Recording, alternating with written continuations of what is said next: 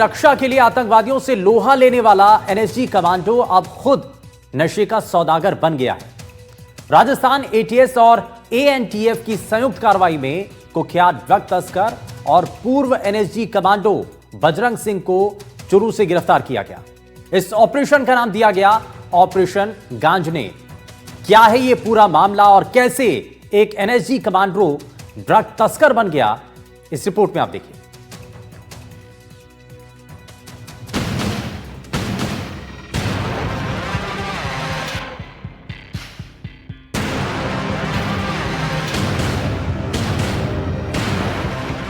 ATS की पकड़ में आया नशे का ये तस्कर बजरंग सिंह कभी मुंबई हमले के दौरान ताज होटल में आतंकवादियों से लड़ने वाली एनएसजी टीम का हिस्सा रह चुका है, लेकिन अब कमांडो बजरंग सिंह नशे के कारोबार का बड़ा नाम है। आतंकवाद निरोधी दस्ता और एंटी नारकोटिक्स टास्क फोर्स ने संयुक्त कार्रवाई करते हुए ड्रग तस्करी के कुख्यात सरगना और पूर्व एनएसजी कमांडो बजरंग सिंह को चूरू जिले के रतनगढ़ से गिरफ्तार कर लिया है। लगातार 2 महीने की कड़ी मेहनत और सूचनाओं के बाद राजस्थान एटीएस और एएनटीएफ ने ऑपरेशन गांजने के तहत 45 साल के बजरंग सिंह को पकड़ लिया। वो सीकर जिले के फतेहपुर शेखावाटी का रहने वाला है और उस पर 25,000 रुपए का इनाम घोषित था। नशे के सौदागरों, जहर के कारोबारियों और मादक द्रव्यों की तस्करी के स्वयंभू सरगनाओं सरताजों पर कुठाराघात करने लगातार कहर बरपाने का सिलसिला जारी है एएनटीएफ और एटीएस की संयुक्त टीमों का। और इसी की अगली कड़ी के रूप में लगातार दूसरे दिन बड़ी कार्रवाई को अंजाम दिया है एटीएस और एएनटीएफ की संयुक्त टीमों ने। ऑपरेशन गांजनेय चलाकर उड़ीसा और तेलंगाना से राजस्थान में गांजे की तस्करी के एक मुख्य सरताज बजरंग सिंह पुत्र भंवर सिंह निवासी फतेहपुर सीकर को बड़े परिश्रम के बाद गिरफ्तार कर सकने में इन टीमों को एक शानदार सफलता अर्जित हुई है। ये बड़ी ही रोलर कोस्टर कहानी रही है बजरंग सिंह के जीवन की। बजरंग सिंह की गिरफ्तारी की कहानी भी किसी फिल्मी स्क्रिप्ट से कम नहीं है। बजरंग हमेशा अपने साथ एक उड़िया कुक रखता था। एटीएस टीम को कुक के रिश्तेदारों के जरिए जो बजरंग सिंह का दुश्मन था, उसके ठिकाने का सुराग मिला था। आखिरकार रतनगढ़ में एक बुलेट मोटरसाइकिल पर जाते हुए बजरंग एटीएस एएनटीएफ टीम की नजर में आया और घेराबंदी कर उसे दबोच लिया गया। एटीएस आईजी विकास कुमार के मुताबिक बजरंग सिंह तेलंगाना और ओडिशा से गांजे की बड़ी खेप राजस्थान लाता था। उसे पकड़ने के लिए शुरू किए गए ऑपरेशन को ऑपरेशन गांजनेय का नाम दिया गया। एनएसजी कमांडो से लेकर कुख्यात तस्कर तक बजरंग सिंह का ये सफर बहुत हैरान करने वाला है। कैसे एक गांव का युवक 10वीं क्लास की पढ़ाई के बाद अपनी कदकाठी की वजह से पढ़ाई छोड़कर बीएसएफ में भर्ती होता है।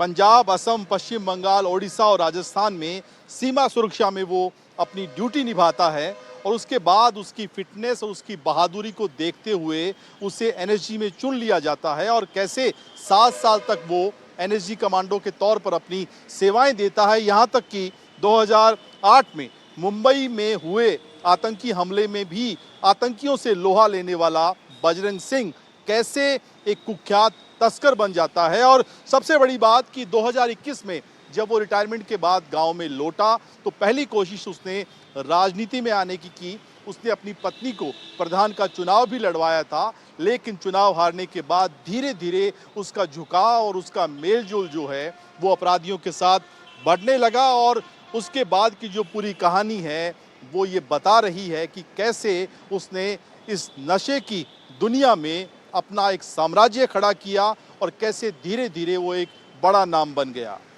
अब ये जानिए कि बजरंग सिंह है कौन और ये सफर यहाँ तक कैसे पहुँचा। बजरंग सिंह ने 10वीं के बाद पढ़ाई छोड़ दी। 6 फीट की पहलवानी कदकाठी के चलते वो बीएसएफ में भर्ती हुआ। पंजाब, असम, पश्चिम बंगाल, ओडिशा और राजस्थान में सीमा सुरक्षा और नक्सलवाद से लड़ाई लड़ी। फिटनेस और बहादुरी देखकर एनएसजी में चुन लिया गया। 7 साल तक कमांडो की सेवा दी। 2008 के मुंबई आतंकी हमले यानी 26/11 में वो होटल ताज पर आतंकवादियों से लोहा लेने वाली कमांडो टीम का हिस्सा था। 2021 में रिटायरमेंट के बाद सब कुछ बदल गया। गांव लौटा, राजनीति में हाथ आजमाया, पत्नी को प्रधानी का चुनाव लड़ाया, लेकिन हार मिली। धीरे धीरे उसका जुड़ाव अपराधियों से हुआ। नशे का कारोबार उसका धंधा बन गया।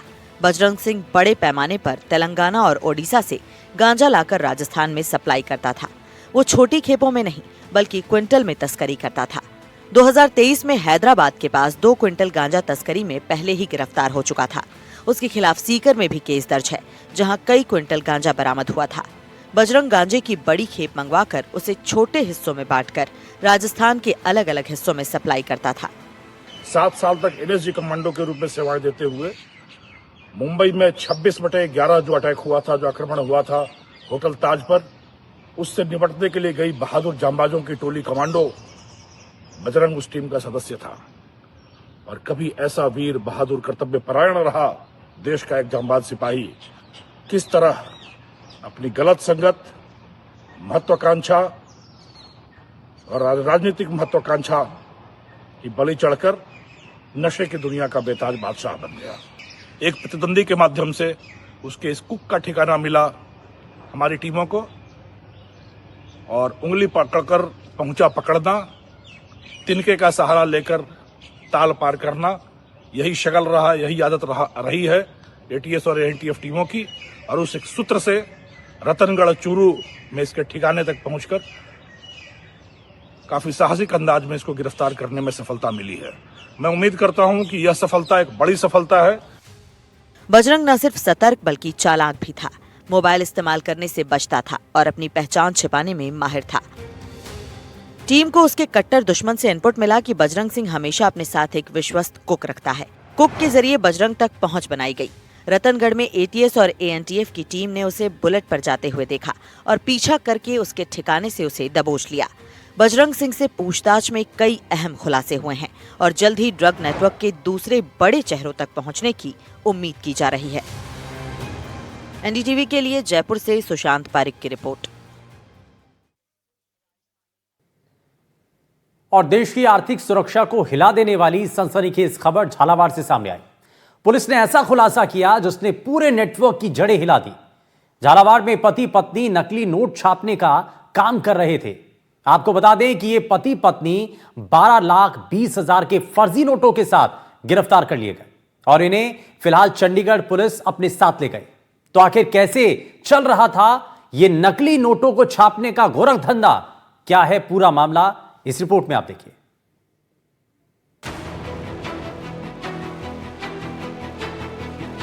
चंडीगढ़ क्राइम ब्रांच पुलिस ने झालावाड़ पुलिस के सहयोग से नकली नोट छापने और खपाने के मामले में एक दंपति को गिरफ्तार किया है। आरोपी दंपति जितेंद्र शर्मा और उसकी पत्नी रजनी शर्मा को जिले के झालरापाटन क्षेत्र के चंद्रावती ग्रोथ सेंटर इलाके में किराए के मकान से पकड़ा गया। झालावाड़ के औद्योगिक क्षेत्र ग्रोथ सेंटर में नकली नोट के एक बड़े मामले का खुलासा हुआ है, जिसमें एक दंपति को गिरफ्तार किया गया है।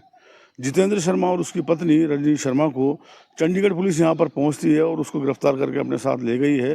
झालावाड़ पुलिस का उसमें सहयोग रहा है। झालावाड़ पुलिस भी अब पूरे मामले की इन्वेस्टिगेशन में जुटी हुई है। पुलिस ने छापा मारकर इस गिरोह का पर्दाफाश किया है, जो देश की अर्थव्यवस्था के लिए जहर बन चुका था।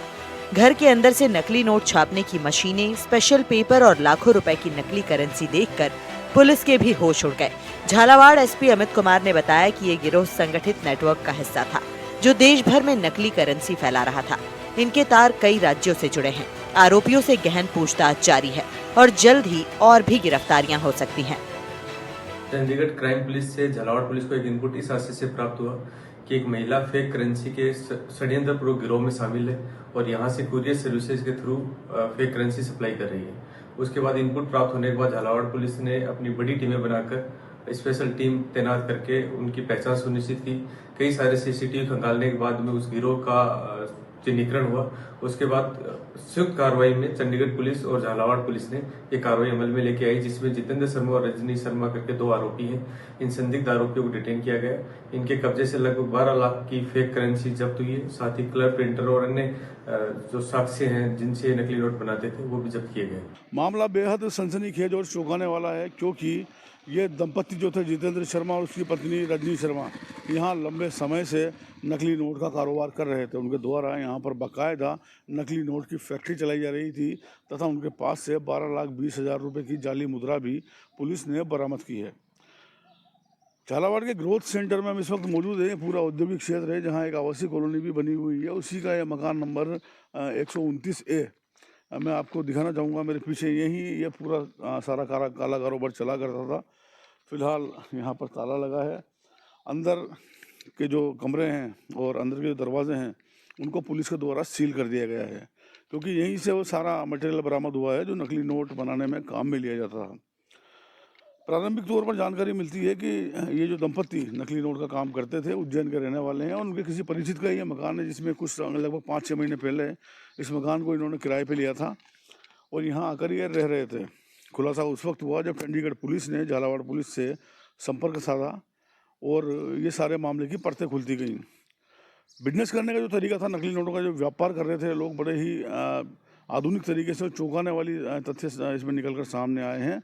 ये लोग बाकायदा ऑनलाइन माध्यम से या फ़ोन के माध्यम से कंसाइनमेंट बुक करते थे तथा उसके ऑर्डर पर नोट बनाते थे और कुरियर के माध्यम से उन नोटों की डिलीवरी कराया करते थे।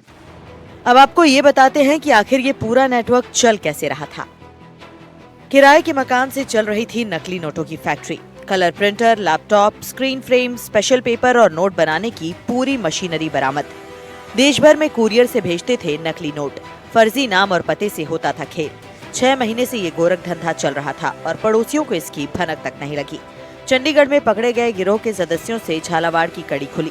दोनों पति पत्नी ने मिलकर नकली करेंसी का साम्राज्य बनाया था। पुलिस जांच में चौंकाने वाले खुलासे हुए हैं। हर हफ्ते देश भर में जाती थी नोटों की खेप। फर्जी नाम, फर्जी पते और आईडी से बुकिंग कर बचते रहे आरोपी। पति पत्नी की जोड़ी ने करोड़ों की जालसाजी की साजिश तो रच ली, लेकिन कानून के शिकंजे से बच ना सके। पुलिस की इस बड़ी कार्रवाई ने नकली नोटों के नेटवर्क की कमर तोड़ दी है। बड़ा सवाल यह है कि ये नेटवर्क और कितने शहरों में फैला है। इसका पता तो जांच के बाद ही चल पाएगा। लेकिन ये मामला हमारे सभी दर्शकों के लिए एक अलर्ट है, इसलिए ध्यान रखें। अगर आपके हाथ में आए नोट का रंग, साइज या टेक्सचर थोड़ा भी अलग लगे तो तुरंत पुलिस को सूचित करें। हो सकता है कि वो भी इसी गिरोह की फर्जी करेंसी हो। पुलिस लगातार पूरे मामले की छानबीन में जुटी हुई है। झालावाड़ पुलिस भी अब लगातार पूरे मामले में छानबीन कर रही है तथा इन शातिर नकली नोट बनाने वाले दंपत्ति का पूरे रिकॉर्ड्स खंगाले जा रहे हैं। हालांकि इनको फिलहाल चंडीगढ़ पुलिस अपने साथ ले गई है और मामले में छानबीन की जा रही है। हम यहाँ पहुँचे हैं इनके मकान पर जहाँ कल पुलिस की कार्रवाई हुई है। यहीं से इनको अरेस्ट किया गया। इनके पड़ोसी भी कुछ लोग हैं जो इस वक्त यहाँ पर मौजूद हैं।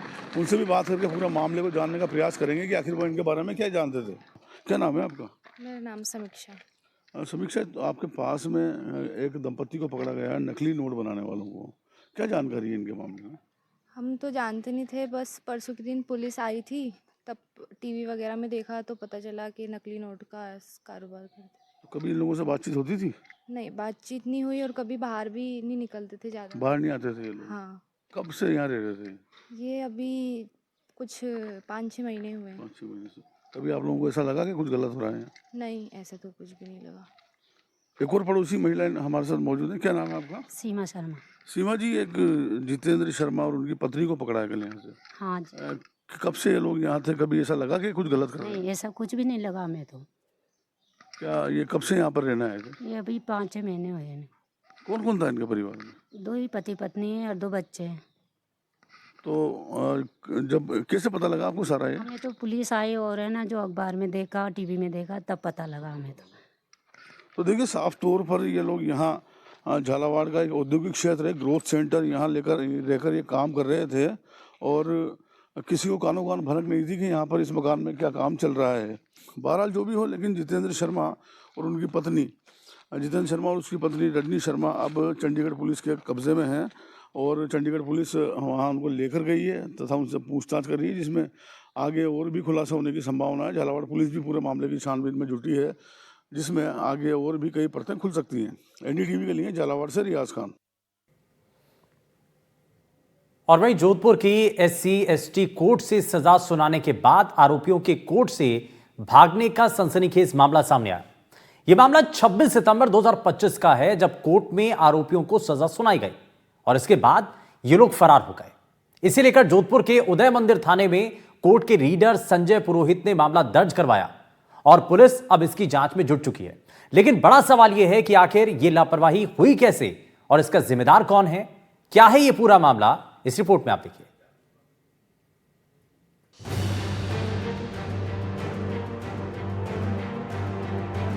मामला जनवरी 2012 का है, जब ओसिया के पड़ासला गांव में कुछ दबंगों ने भूमि विवाद को लेकर SC/ST परिवारों के मकान पर हमला कर दिया था और उन मकानों में आग लगाने के साथ फायर भी कर दिए थे।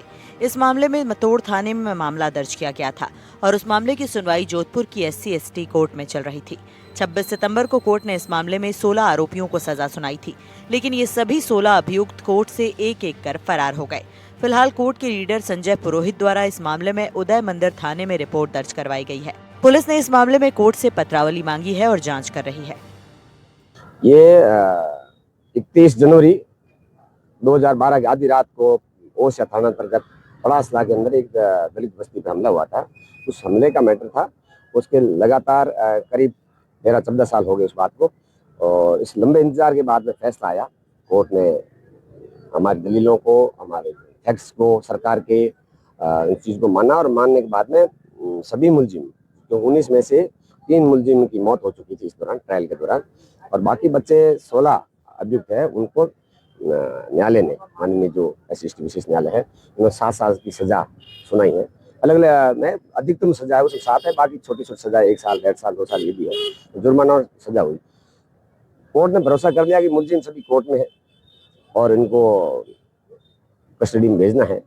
वारंट तैयार कर दी गई। उस दौरान है सारे अभियुक्त वहाँ से निकल गए, जिसके खिलाफ में कोर्ट के रीडर ने FIR दर्ज करवाई है। दरअसल कोर्ट में जिस समय फैसला आता है और किसी को सजा सुनाई जाती है, उस समय रीडर द्वारा चालानी गार्ड को सूचना दी जाती है, लेकिन संभवतः इस मामले में चालानी गार्ड को सूचना देने पर पर्याप्त गार्ड नहीं होने की वजह से शायद चालानी गार्ड कोर्ट में नहीं पहुंच पाए। ऐसे में आरोपी फरार हो गए। वहीं पुलिस की तरफ से इस मामले में उस दिन CCNS खराब होने की वजह का हवाला देते हुए बताया गया कि FIR दर्ज होने के बाद इस कारण से अपलोड नहीं हो पाई। बहरहाल अब पूरा मामला सामने आने के बाद पुलिस ने बताया कि इस मामले में जांच की जा रही है और कोर्ट से संबंधित पत्रावलियां भी मंगवाई गई हैं। अब देखना होगा कि इन आरोपियों को कब तक और कैसे गिरफ्तार किया जाता है। 26 सितंबर को जोधपुर की SC/ST कोर्ट ने एक सजा सुनाई थी कुछ मुलजिमों को, लेकिन वो कोर्ट परिसर से फरार हो गए। क्या है पूरा मामला, जानने के लिए हमारे साथ उदय मंदिर थाना अधिकारी सीताराम खोजा। सर, क्या पूरा मामला था और किस तरह से ये आ रहा है कि आरोपी या मुलजिम जो थे वो फरार हो गए? ये हमारे को SC/ST कोर्ट के रीडर ने FIR दी है कि 16 अभियुक्तों को सजा सुनाई थी, लेकिन वो वहाँ रुके नहीं और चालानी गार्ड बुलाने से पहले ही वो वहाँ से चले गए। तो इस संबंध में हम कोर्ट का रिकॉर्ड ले रहे हैं, ऑर्डर शीट वगैरह, और उसके बाद मुलजिमों की तलाश करके और पकड़ने। एक ये आरोप लग रहा पुलिस पे, संगीन आरोप है कि पुलिस इस मामले को दबाने में लगी हुई थी। गलती कहाँ है, किसकी है? नहीं, पुलिस के पार्ट पे इसमें क्या है, पुलिस की कस्टडी में नहीं थे और ना ही पुलिस को इंफॉर्मेशन थी कि भाई कोई सजा सुनाई जा रही है, या चालानी गार्ड भी वहाँ बुलाई नहीं गई थी, इसलिए पुलिस के पार्ट पे कुछ है ही नहीं। पुलिस क्यों छिपाएगी, उसी दिन ही FIR दर्ज कर ली गई। कह सकते हैं कि कोर्ट में जिस तरह से प्रोसीडिंग होता है, रीडर द्वारा जो है चालानी गार्ड को बुलाया जाता है, लेकिन उसको प्रक्रिया का पालन नहीं होता, और यही कारण है कि जो आरोपी थे जिनको सजा सुनाई गई थी वो सब वहां से धीरे धीरे करके फरार हो गए। फिलहाल पुलिस ने इस मामले में मुकदमा दर्ज कर लिया है और अब आरोपियों की तलाश शुरू कर दी है। जोधपुर से NDTV के लिए अरुण हर्ष की रिपोर्ट। वहीं दिल्ली पुलिस की स्पेशल सेल की एक टीम ने कापासेड़ा इलाके में एनकाउंटर के बाद 2 बदमाशों को गिरफ्तार किया। ये बदमाश रोहित गोदारा गोल्डी बराड़ की गैंग में शामिल थे और फर्जी पासपोर्ट से विदेश भागने की फिराक में भी थे। आखिर कैसे ये तैयारी की जा रही थी, जरा इस रिपोर्ट में आप देखिए।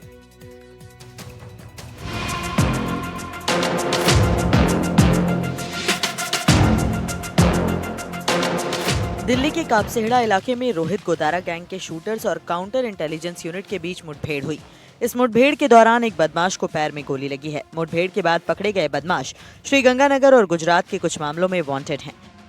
इनमें श्रीगंगानगर का इनामी बदमाश आकाश राजपूत भी शामिल है। इसके साथ ही भरतपुर निवासी महिपाल को भी गिरफ्तार किया गया है।